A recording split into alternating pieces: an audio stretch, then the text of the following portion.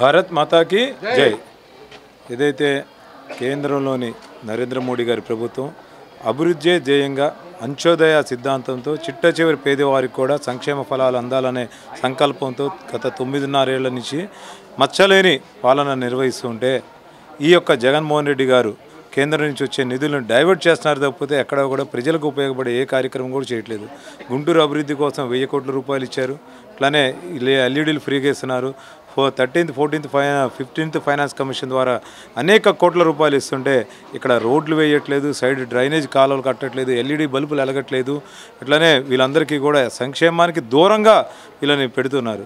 మోడీ గారు అందరికీ ఆహారం అందించాలనే సంకల్పంతో రేషన్ బియ్యాన్ని ఉచితంగా ఇస్తుంటే ఈ జగన్మోహన్ రెడ్డి గారు దాన్ని కూడా అమ్ముకొని వ్యాపారం చేస్తున్నారు.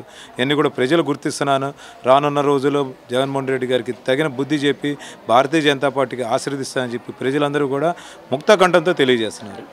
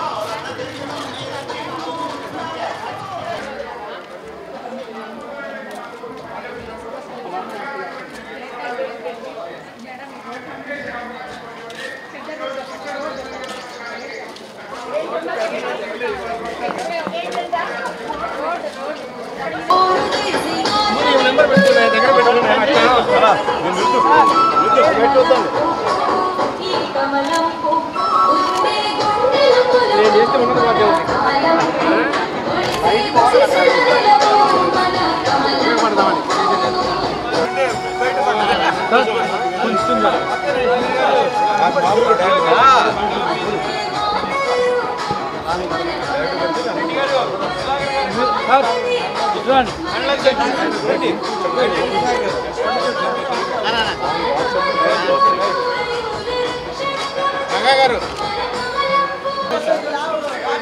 మంచిది కదా మీరు